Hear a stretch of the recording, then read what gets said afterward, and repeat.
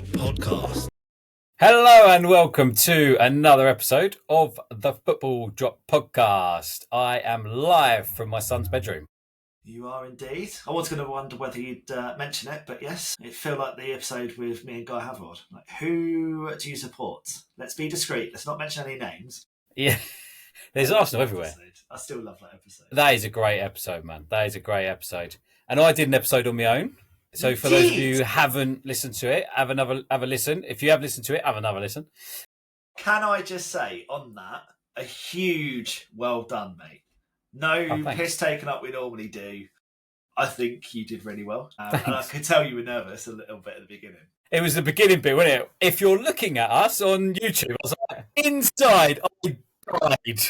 It got me so There's that part of me that was like, I really want to just stop and start again, but I've got a producer, like a professional person in front of me, and I fucked it up on my fourth word. I'll tell you what an interesting chat that was, though. God, and I tell you what, the best part of it for me was the fact that he was grilling you on your own podcast, throwing questions at you, and you were just like, I have no idea. I know. I was not expecting it. I had everything about him in my head. Like, all right, okay, he's done this, he's moved here, he's been at Athletic, he's been at Man United, like talking about Man United. Right, okay, what can he talk about? What can't he talk about? Blah, blah, blah, blah. All right, name all of the La Liga teams from Madrid. What made me laugh is, if I remember rightly, you didn't say Real or Atletico. You just went, But yeah. I think he said other than Real and Atletico. Oh, did it? But okay. Literally, I would have been the one in white, the one in red and white. Don't know. Yeah. No. It's a good one, though. It was. Well done, mate. Well done. Thanks. How's it going? How are you? Yeah, good, thank you, mate. How are you? How comes you're in Jack's room? Has he tidied it? So I'll answer those in order. So we are having some work done on the house, and I've just had to, the garage. So I've just had to empty the garage into where I sit in my office area. So I can no longer do it. But I was going to do it tomorrow, but I was like, I've got half an hour now. I'm going to quickly empty it all out, put it all in front of the desk, and was like, oh shit, I need to do the podcast. I was like, I'm not doing it again. I'll just go somewhere else. So I've had to evacuate up to Jack's room, and I walked in, and he assured me on Sunday he'd tidied the room, because I told him I was really upset with him because he just doesn't. I know he's a kid, but he just doesn't put his stuff in the laundry basket. So then it doesn't get washed. I'm 33. I don't do that. Yeah, I know, but I mean, you're just there living your best life, like bachelor pad style. It doesn't matter if you have to pick your stuff up off the floor, but he just leaves it on the floor, and then he's like, "Where's all my stuff? It's not clean." But to be honest, he doesn't actually do that. He just comes in wearing dirty stuff, and he's like, "That's all I had." What a legend! So, kids, mate, who'd have them? Yeah, who would have them? I mean, I've had one. Do you know what? Recording, she's 6 months today. So I've had one. Happy half birthday to little Mazza. Thank you. And do you know what? Like, I don't know about you, when you first had Jack, did you have this, like, kind of ultimate wish that, like, you and your best friend could have, like, kids at the same time, like your group of friends or something? Do you know what? That was ironic is me and a best friend of mine have got kids at exactly the same age, and I'm gutted that they don't really know each other that well. Like, he doesn't get a lot of time with his son, so the time that he gets with him, he's like, he's mine. So I understand it. Yeah. So yes, I've got it, but it hasn't happened. So if it could happen, then that would be amazing. Yeah, it would be incredible. Guess what, though? I'm fortunate that I've got a friend that's having a baby very soon. I don't know if any of my other friends, hopefully, will have a baby soon. That'd be great. Yes, I will be having. Well, I won't be, but we will be having another baby in September. Yes. Yes, you will. Congratulations! Tell people happy now. Thank you. Yes, it is true. We are up the duff. We are, you and I. We're very proud. Yeah. That Man v Fat's going to be an interesting week. Ben, you've lost a lot of weight. Honestly, like, I'm lost for words. Like, I'm so happy when you told Thanks, me. mate.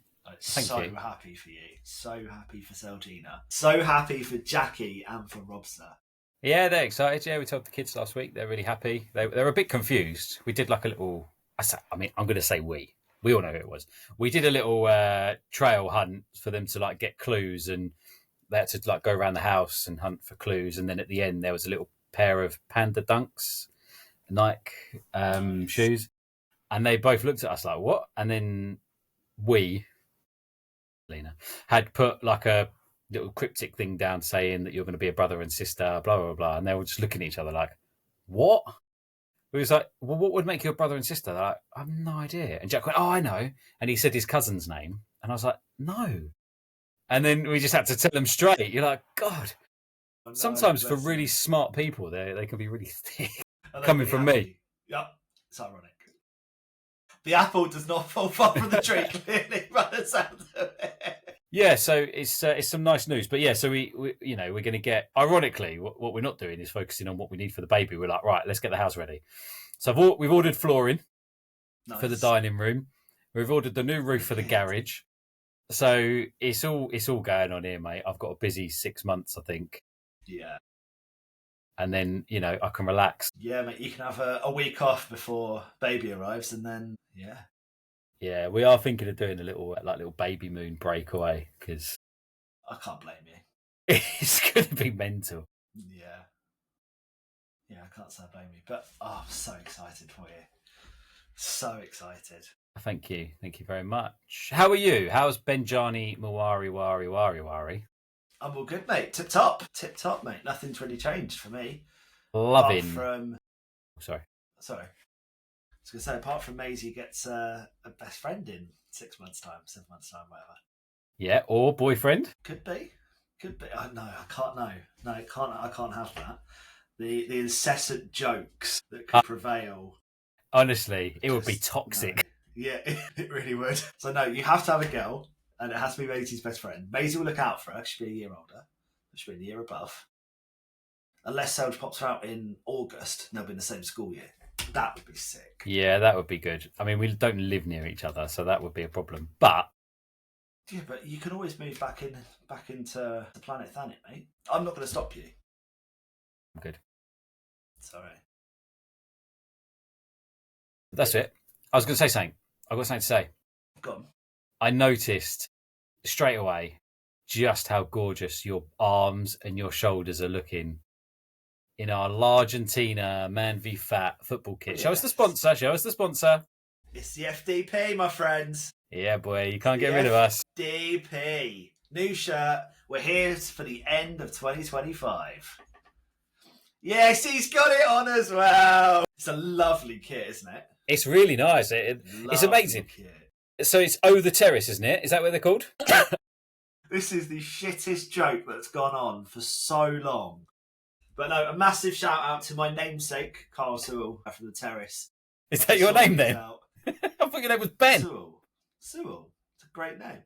That was funny. God, that was the stupidest thing you've ever said. Massive shout out to Carl and the guys at the Terrace though for sorting these, because they are banging shirts. They are really, yeah. Ones, and all piss taken aside, they are so comfy. Really, really good quality. They don't shrink, they don't fade. It's just...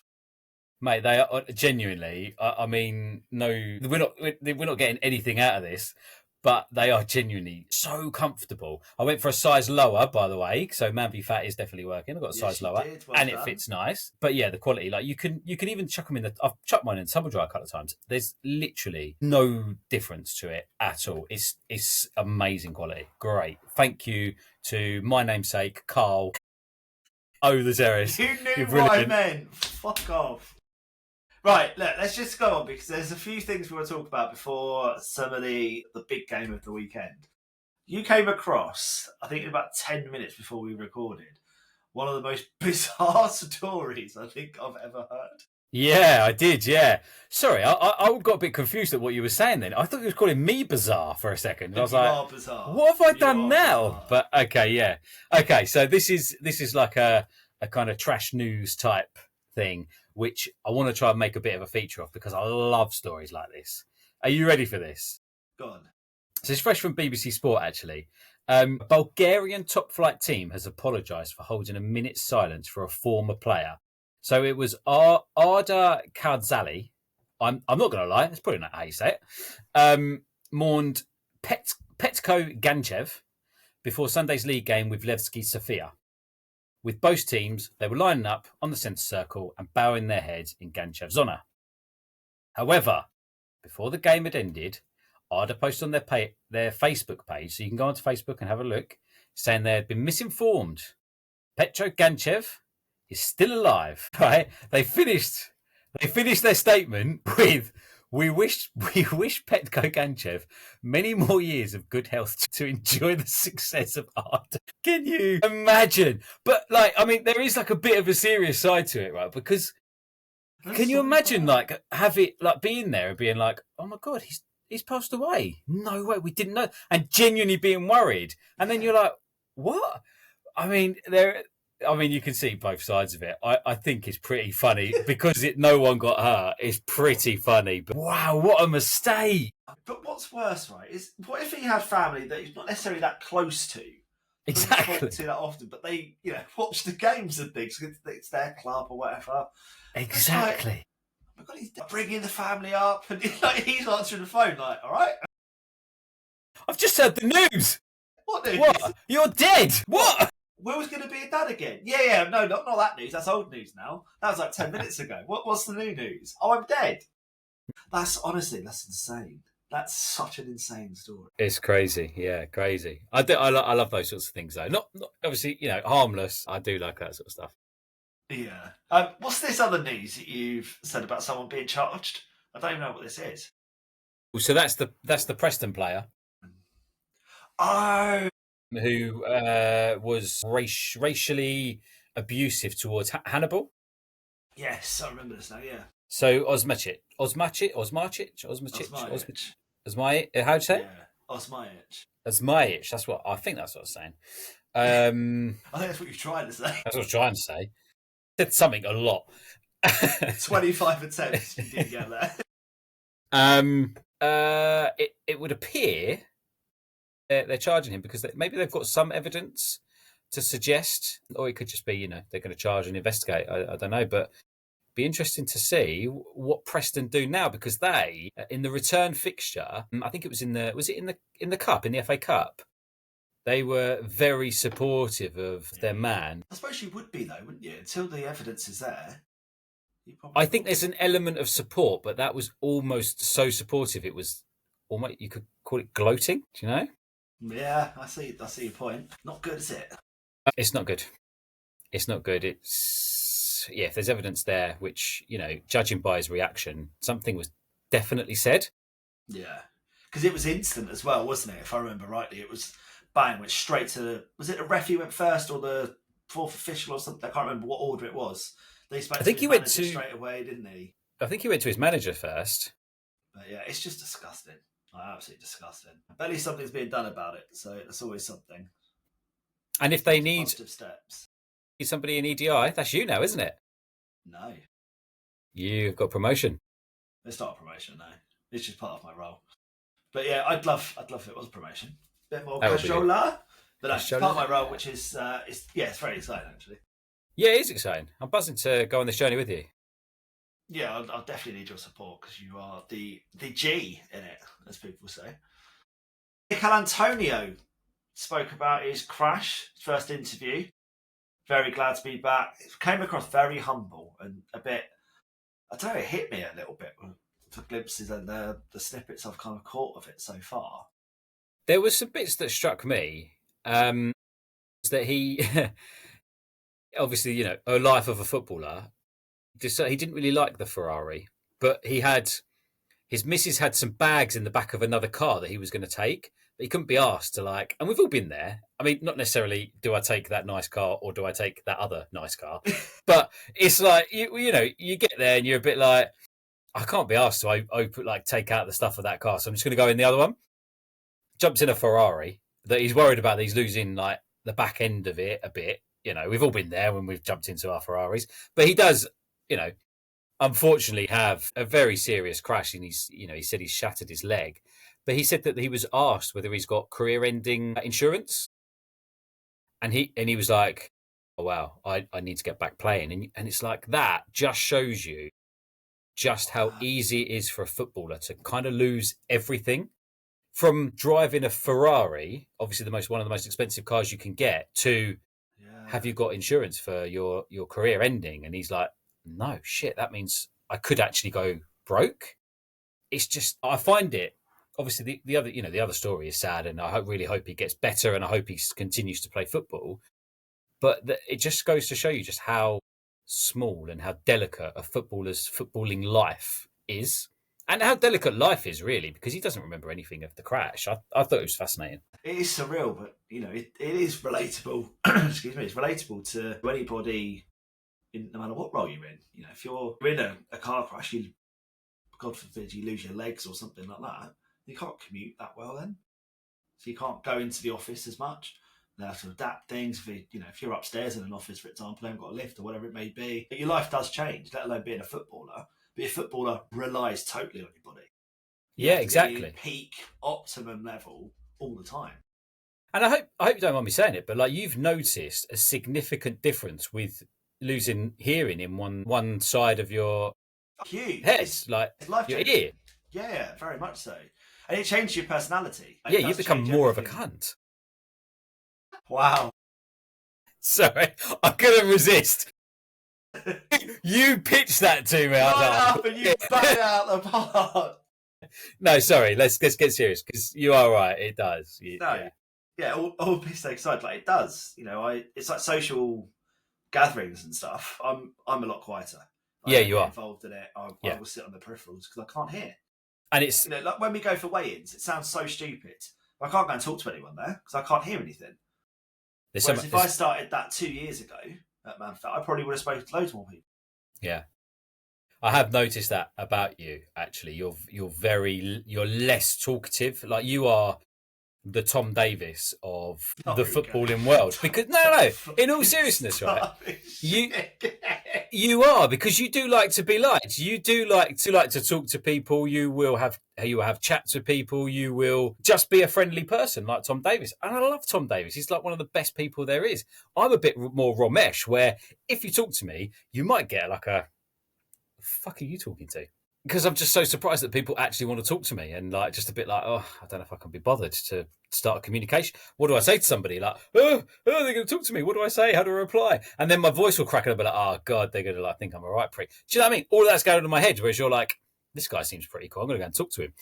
Yeah, it's mental. That's mental for me. But yeah, I have noticed that you don't do that as much. You are a bit more reserved, and you do struggle we're in the pub and stuff. You do struggle a little bit there with the background noise and stuff. So it's definitely changed for you, and in the same for Antonio. I mean, definitely worth a read or a listen. So go and have a look at that.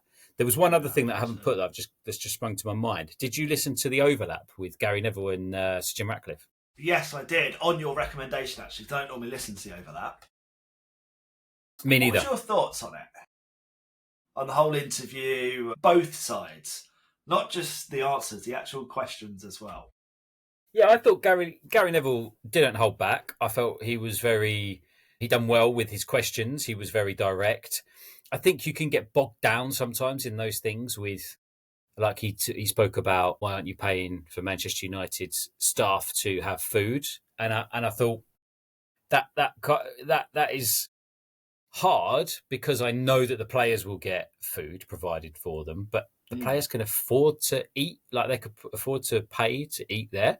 And if you're doing that with the Manchester United, the rest of the staff that's not non-playing staff, then they should be able to buy their food. I don't go to work expecting to have food.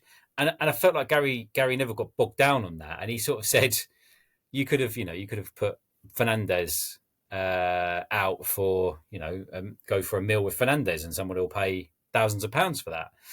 I like that idea. Yeah, I thought it was a good idea. I thought Ratcliffe's response was, well, no one told me that. And you're like, but how are you not monetising the superstar? Yeah. Exactly, yeah. And I agree with you totally. Like, just track about a little bit on the lunches thing. He did get bogged down. I thought exactly the same. But it kind of was a point that, from my side, from what Jim Ratcliffe said, was, but why would you expect it? Because the players, you need to feed the players to make sure they're your assets. It's like maintaining your computers. You would pay a company to maintain your computers properly because they're your asset. That's what, like if you're an FX trader or whatever it may be, or some sort of banker, that's like your software and stuff. You're protecting that. So your antivirus and stuff like that, that's the equivalent of feeding it. They're your assets. You look after that. But yeah, I kind of get it from the other side. But it's because they've had it so good and they've had to strip it back to what probably a lot of other clubs probably do. Nobody really talks about it, but I'm sure lots of other clubs don't pay their support staff for lunches and supply that and things like that potentially. They'll be maybe subsidised, but there'll still be a charge. So yeah, definitely. I didn't understand why he did get bogged down, but also I don't understand why Ratcliffe would never have thought of doing an evening with Bruno Fernandes, with Kobbie Mainoo, with whoever it may be. He wouldn't do an Arno because no one will go, but Harry Maguire, people would want to probably talk to him, see how big his slabhead actually is. There's things like that. It'll be, but you would do that. You utilise them, and it's the way he was like, I didn't know that. I didn't think of that. No one told me it. I don't buy that.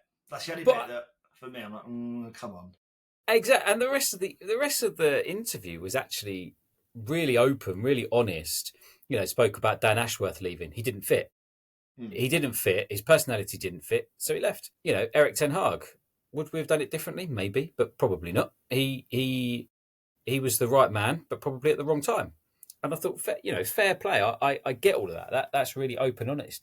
What I can't understand, and I do understand a little, but I'm not really a financial type person. And I know you've got different budgets and you've got different things and access to different money in different areas. I understand sort of that, but I got a bit confused when they were talking about how skint they are. They can't afford to buy players' meals, and then announced that they're going to open £1 billion stadium that looks a little bit like a circus tent. I did agree with that, but I thought this is a bit odd. But they haven't really started it yet, so it's obviously they're projecting to get X amount of money, which will pay for this. So I guess it's all on projections and stuff. But that was a bit weird. Poor timing, that, I think, knowing when the interview's going out and stuff, because obviously he would have agreed to when it comes out for a release and things. But just on that, what do you think of the new stadium and the plans? Because I think personally it's brilliant for the area, not just for United, but for the area, because they've got such an opportunity to build up around there and really modernise Old Trafford as it is to something really what they probably should be at. Definitely. Manchester United, before obviously the new Wembley got built, Old Trafford was the biggest and best stadium in the country. And they obviously lost that, and it's now, it's big, but it's not, it's not ideal. It needs a lot of work being done to it. We've got the South Manchester redevelopment that's going to be put into place, and this falls inside with that. I don't think they get any funding from it themselves necessarily, but the stadium looks absolutely incredible. I mean, how futuristic does it look? 100,000 seats, I think it's going to have, so it'll be one of the biggest stadiums in Europe, in the world. Insane, isn't it? Insane. So yeah, I mean, it does look amazing, and there's a lot of positives there for Manchester United to build upon, but they have got a massive project with the team that they've got at the moment. They've spent billions of pounds, hundreds of millions of pounds, almost billions, and they haven't got the team that they want or need. I can't think of a single player that will still be there in 3 to 4 years' time. Yeah, I think Mainoo. If they can keep hold of him, Mainoo and Garnacho. Mainoo, yeah. Garnacho, maybe he's hit and miss at times. With them, he falls out of favour. What's his name on the right? Diallo. But I think they're 3 players that you would say have got it and could do it. But everyone else won't be there. They're just players there for the moment, aren't they? And I get it, you sometimes need those players to transition. I mean, look at the Arsenal teams we've had over the years, from the move to the Emirates and things like that. We had some bang average players, and you adjust to that level, don't you, when you're on that decline. But there's no doubt they will get there again. But they're also facing competition from City, who have got the best facilities in the world. They're revamping their stadium constantly. They're always doing something, adding something. yes, they're not getting the fans through the door at the moment, but the ideas and the fan engagement things that they actually have going is incredible, just for families as well as actual diehard fans. Mm-hmm. Yeah. So they've got a lot going for them that side, and if United can replicate most of what they're doing, it'll be a massive hit by comparison, because they are a bigger club by substantial margins by comparison. So there is a lot of positivity, and I'm sure we said it about a year or so when Ratcliffe and co took over, that it will take a while to get there, but they will do things the right way and they will get the right people in eventually. And they're looking at that long term. They're not looking at a 1, 2, 3 year term. They're looking at 7 to 10 years, aren't they, before anything really happens. And they're back up there at the elite level again.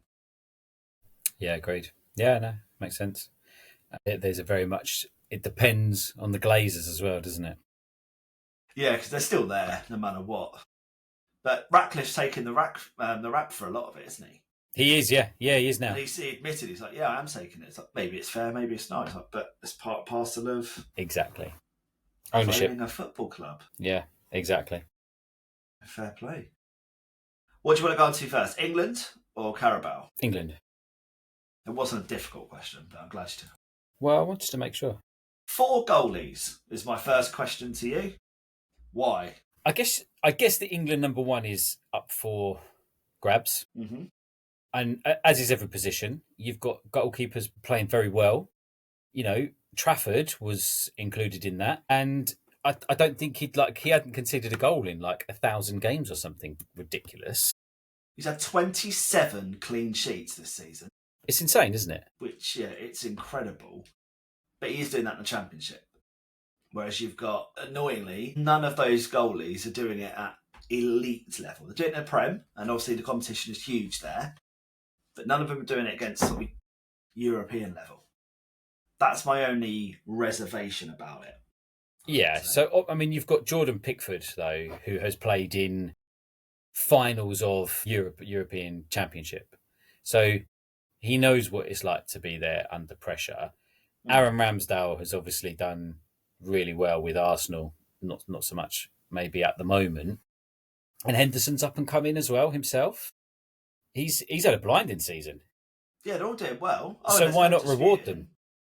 Yeah, I mean, they're the best of what we have. So, yeah, there's no getting around that, or if there's no disputing that. But that would be, my concern is why 4, though? Surely you'd give someone else in the sort of outfield a go, because they're not all going to pay, half a game each? Maybe. But then why take 3 right-backs? Well, that goes on to the next question, isn't it? Is who do you take in these places? There's so many question marks over it of some of the choices. Reece James was a surprise for me. Yeah, I did think that. To be honest, I think, I mean, it's a funny one, isn't it? Because I think what he's trying to do is go for youth and try and bring the next load in. Someone like James Trafford could really learn and get some value, and Henderson to a certain extent, in coming into that England team. So then, you've got things like you've got Reece James there, and Kyle Walker as well, with that experience. Youth, no, they're youth, aren't they? That's what you need. She said, bring in the youth. So Right, Kyle Walker, let me finish. Jordan Henderson. Let me finish what I'm saying. So you've got that youth in terms of the goalkeeper coming in, they've got the experience. So then you've got Reece James and Kyle Walker, who's there, and they can support people like Quansah, like Lewis Skelly, like Livramento. Yeah. Into those positions. So it does kind of make sense. I was made up that Dan Burn got in the team. That's brilliant, isn't it? That is fantastic. Yeah, I think he really deserves that. But yeah, for me, there's no other real question marks on that too much, to be honest, apart from Reece James. What about Jordan Henderson? Or do you mean defence? Sorry, in defence, yeah. Oh, so right, on to midfield.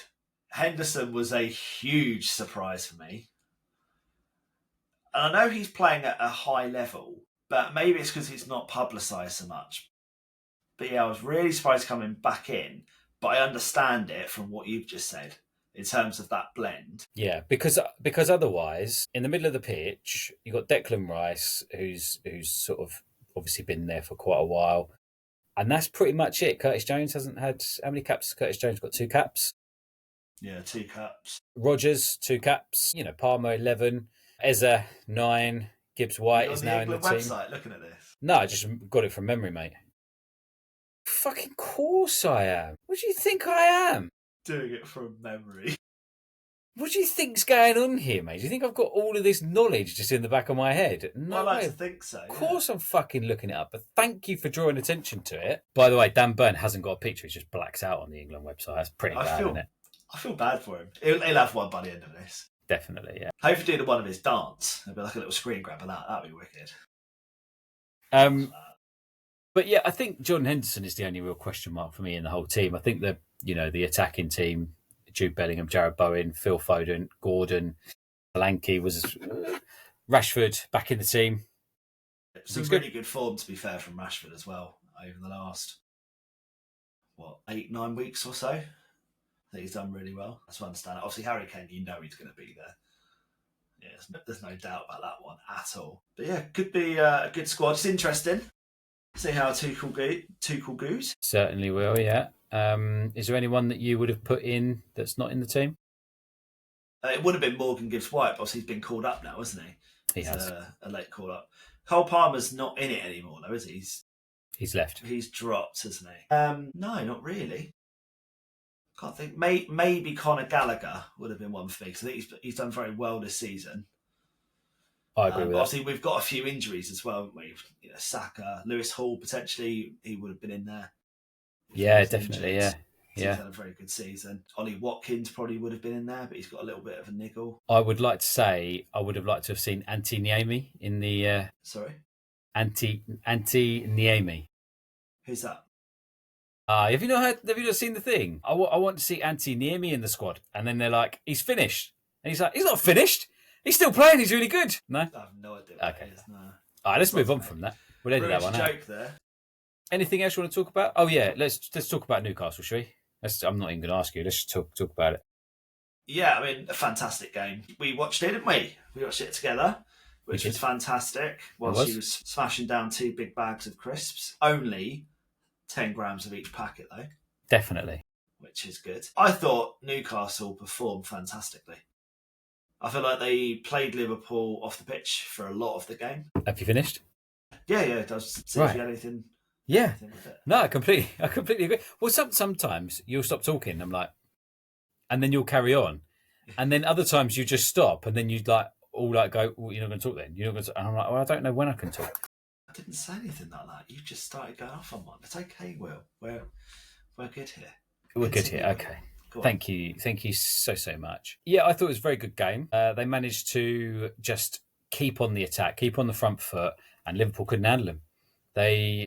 Newcastle were absolutely unreal. They could have had more. Unfortunately, there was that offside, and then you had the the chance that was just a little bit behind Isak, so he couldn't put that in.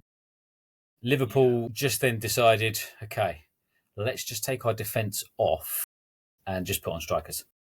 That was a bold move. It was a very bold move, and it almost paid off. Chiesa with a nice little goal.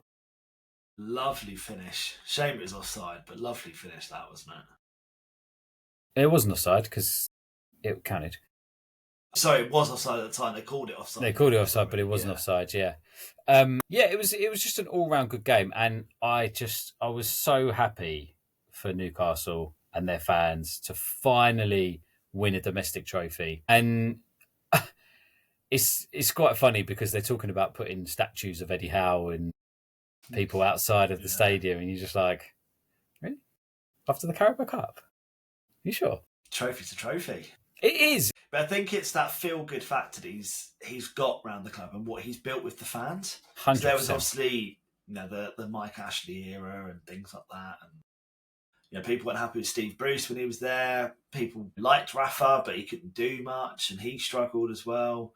And obviously, they've got all this money, and then they can't spend it. But Eddie Howe's he's gone about it the right way. Yeah, obviously, he's spent a bit of money on some of the players now, of course. They've not gone mad. He's likeable, isn't he? He's likeable. He's not an arrogant bastard or anything. And he's the first English manager to win a trophy for, I can't remember how many years now. 2008, I think it was, wasn't it? Yeah. Harry Redknapp with Portsmouth. Yeah, which is insane, isn't it?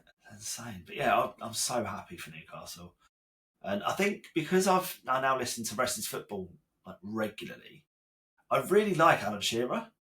So do I'm you know really what? happy for him. I don't know whether they found him yet or not, because he's definitely gone missing, as he put it. Yeah, he's definitely gone missing. Do you know what? With the rest of this football, I don't think I like Michael Richards. We've done a swap here, haven't we?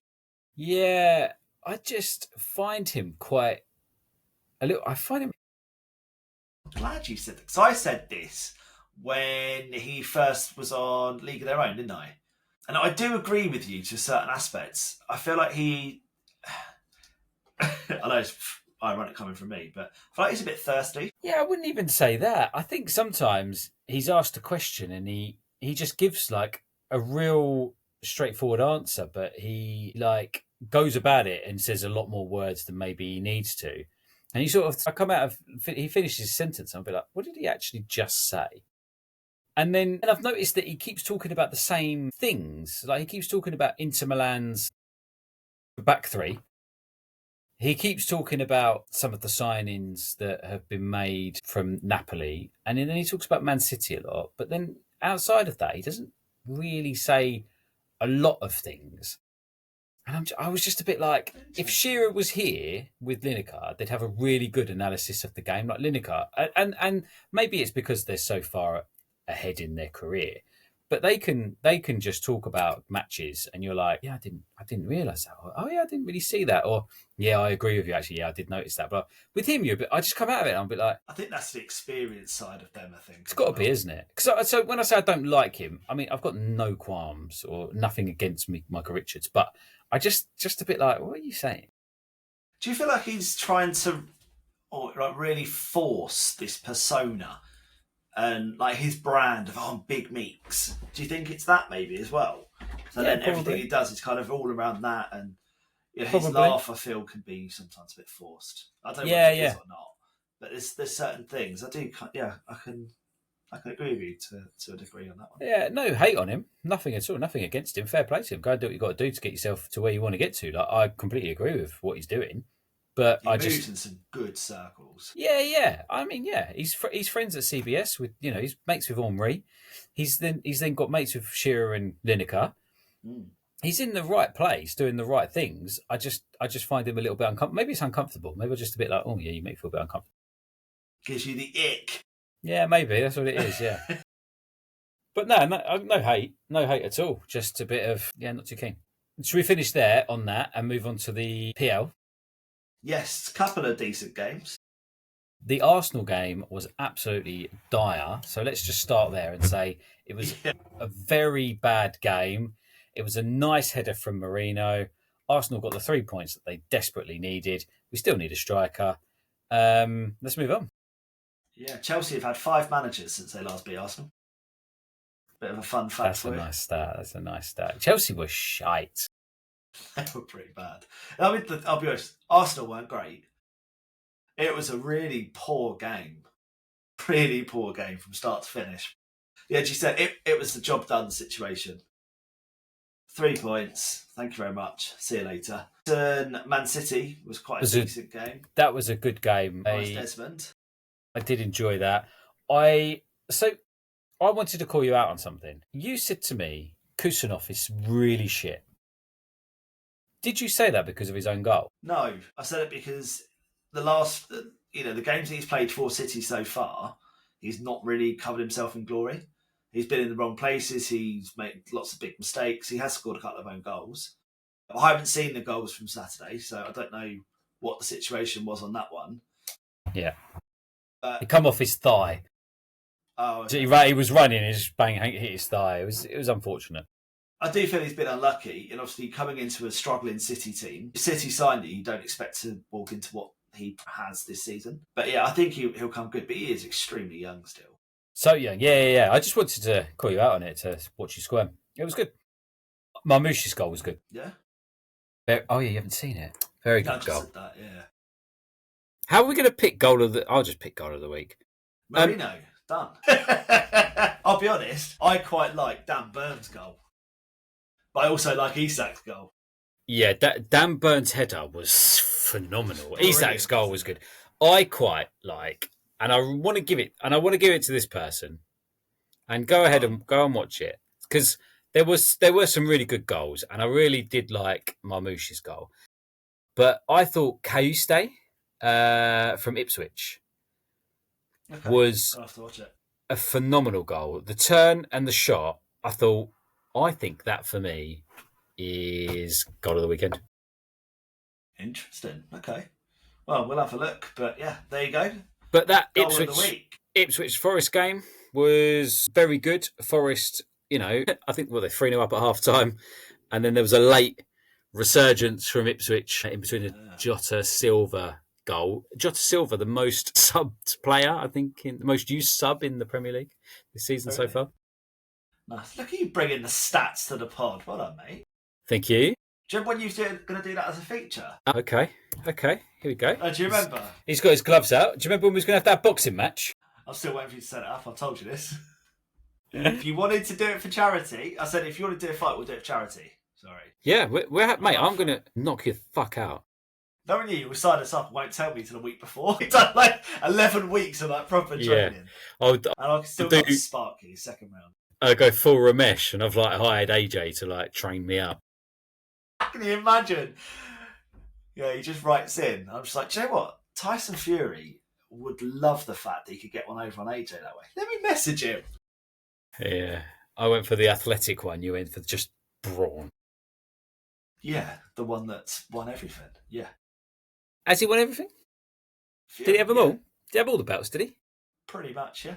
Okay, pretty much. Okay. Yeah. Didn't get that crucial one though, did he? Couldn't get it off of Usyk. No, but he beat Klitschko. I mean, Klitschko in his prime was insane. Then he had a bender for years, come back and then won loads again. I know, it's insane, isn't it? Usyk's just announced a fight, isn't he? Who's he fighting? I don't know. Was it? I think he's got to fight Dubois though, doesn't he? Or Parker. WBO have sanctioned something that he has to do that within 30 days. Yeah, Parker, and then who was the other one? Dubois. Yeah. Can you imagine? You've just beaten up Fury twice, and you're like, right, okay, who's next? Yeah, Dubois, Parker. And you're like, really? Different levels, isn't it? Yeah. Give me someone tough. No, saying that. I'm not calling. Oh, is that Daniel? Did you get that, mate? I'm not calling them out, and that came out really wrong. Oh dear. Mate, if Joseph Parker saw this, I'd love to watch him knock you the fuck out. You'd get in contact with you, be like, yeah, this is his dress. Yeah, 100%. Do you know what? Come to my house. I'll get you a beer. I'll make you some lunch. Make sure you're full, you're fed, you're ready to go. Man United won't feed you, but I'll make sure you're fed. It's all right. And then I'll take you down there. Yeah, nice. Cheers, bro. Anyway, I think we need to move on before I put my foot in it even more. Beat Spurs, and Sessegnon scored against his former club. He did, yeah. Good goal as well. Great to see.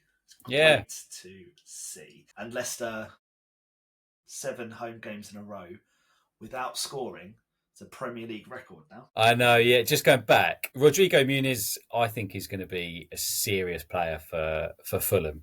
He's good, isn't he? He's very, very good. And Tottenham, was that their 15th loss?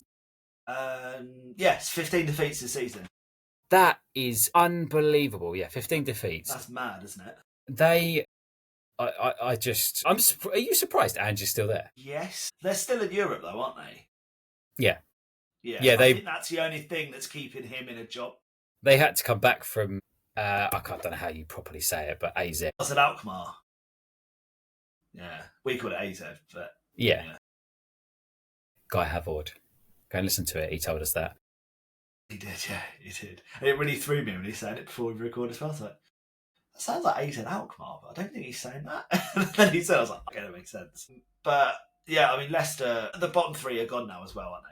That is nailed up. Yeah, definitely. Yeah, always was going to be, especially with Wolves beating Southampton the way that they did. Although Southampton didn't look too bad coming back, didn't look too bad in that game. But I mean, it was quite funny that Leicester went, I see, yeah, Rude, he's doing all right, United. We'll get him in. See if we can beat United. Poor, so poor. Very poor, mate. Very, very poor. I don't think he'll stay either beyond the season.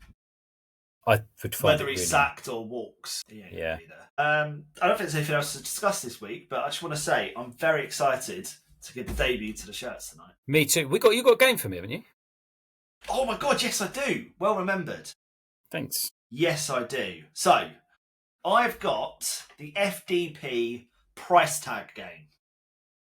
So the rules of the game is you've got to think of the player in their prime and what they would be worth in today's market.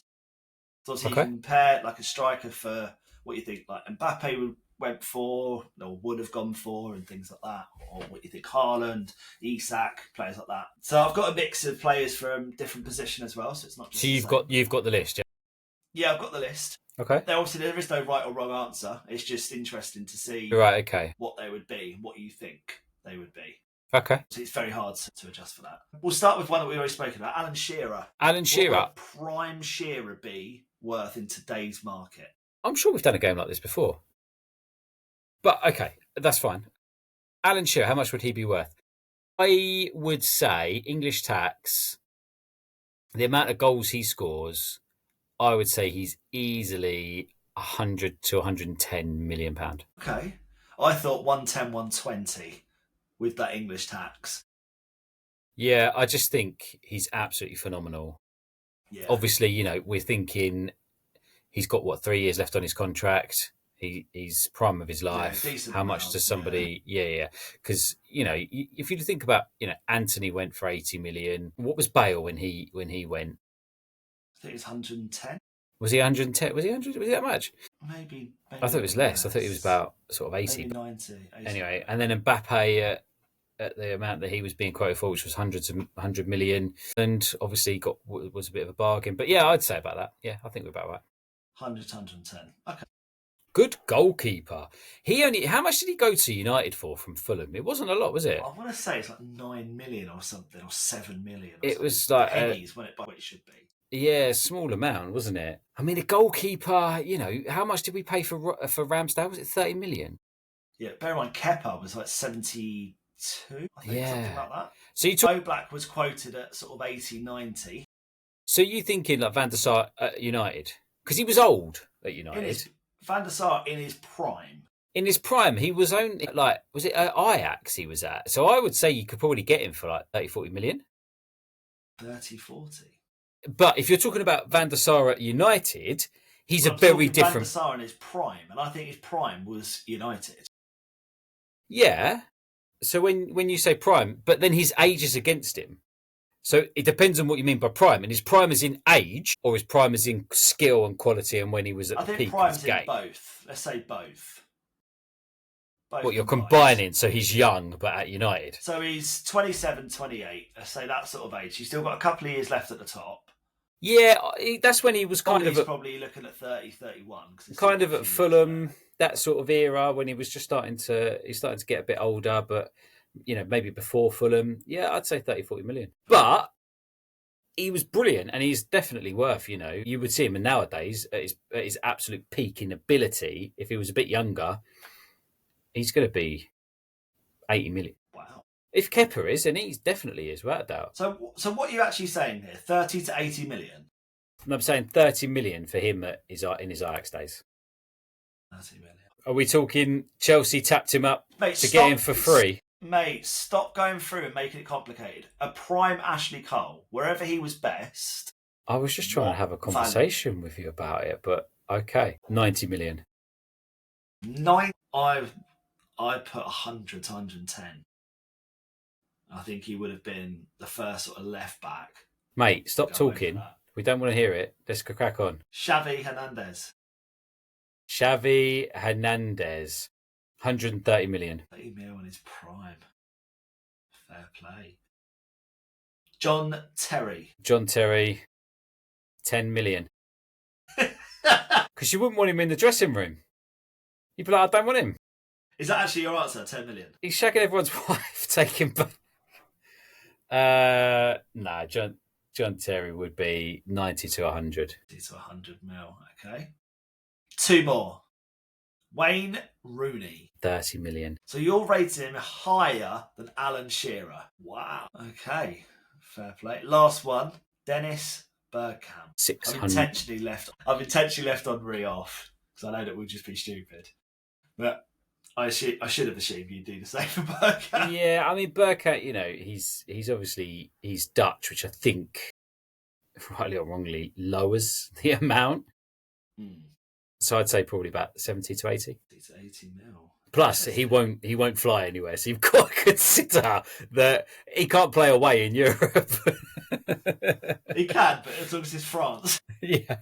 Maybe Germany if he leaves early. If he can get Le Chateau, it's all right. Anywhere further than that. Can you imagine? We're going to go to Azerbaijan. Dennis, you come in. If I leave now, I might see you there. No, but we're going to Azerbaijan. Have fun, lads. Yeah. Let me know what it's like. Wicked. Well done on that one. Yeah, that's it for me this week. All right. Well, thanks very much for that. Thanks for listening. Take care of yourselves, and we'll see you next week. Thanks, guys. See you later.